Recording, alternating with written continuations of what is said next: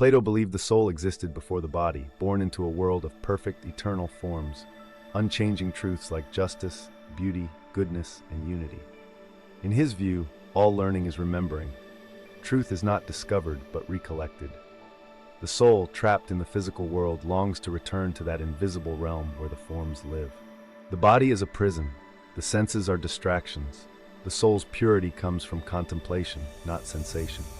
Wisdom is achieved by detaching from the material and rising into the realm of reason, where truth is universal and knowable through intellect. For Plato, truth is abstract, realer than anything we touch.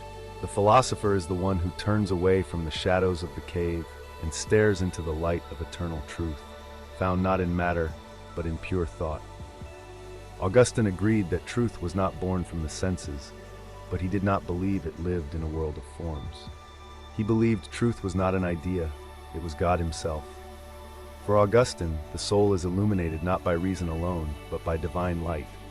Truth is encountered not through remembering past lives, but by turning inward and upward.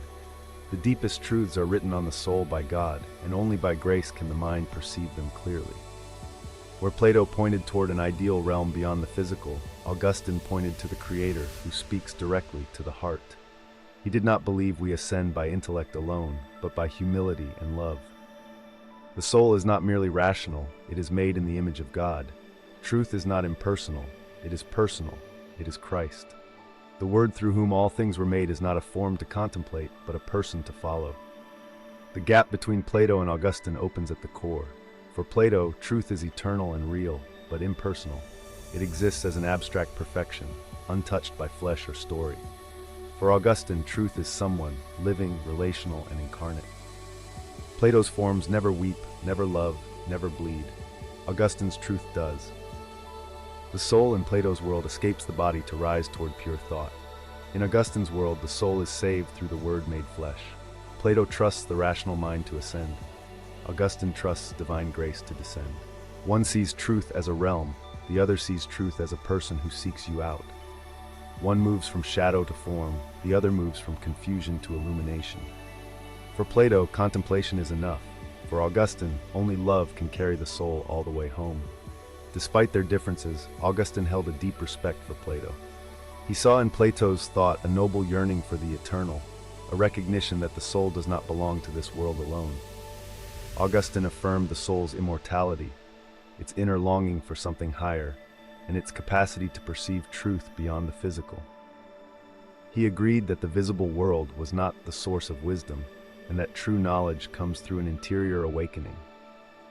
Plato's idea that the soul once knew truth and longs to return to it resonated with Augustine. But Augustine reinterpreted that longing as a homesickness for God. He kept the vertical vision of the soul's ascent but changed the destination. Where Plato saw abstract perfection, Augustine saw the face of the Creator. The latter remained, but now it led to a father, not a form.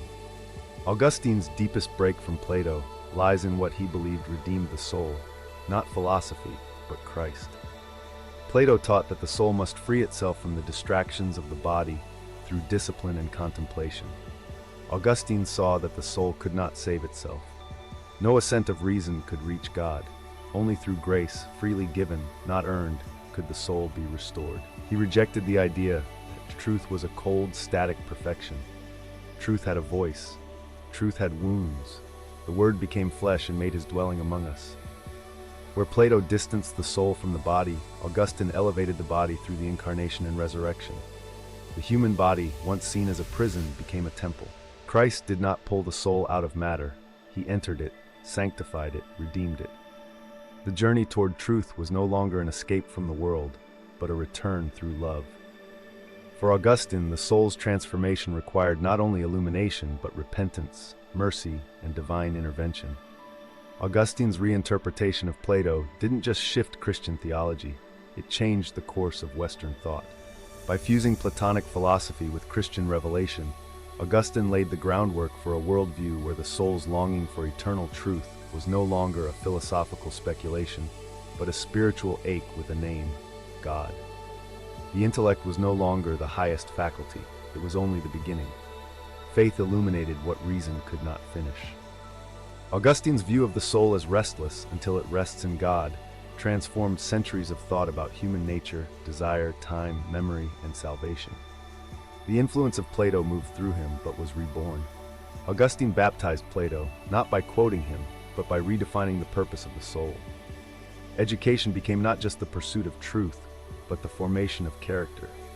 Philosophy became a preparation for theology. In Augustine's hands, Plato's ideals turned into a ladder the church would climb for generations. Truth was no longer the end of reason, it was the beginning of love.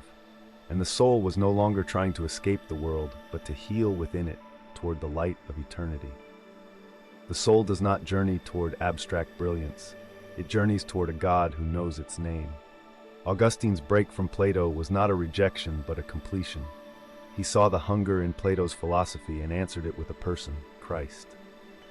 Where Plato gave the soul a direction, Augustine gave it a destination.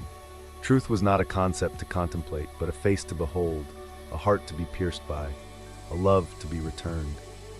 The soul's ascent was no longer intellectual isolation, but communion. Truth was not found by escaping the world, but by entering it with the eyes of grace. The longing for the eternal remained, but it no longer reached into impersonal light. It reached into the arms of the one who had descended first. In Augustine, the soul is not merely immortal, it is beloved, and truth is not distant, it is Emmanuel, God with us.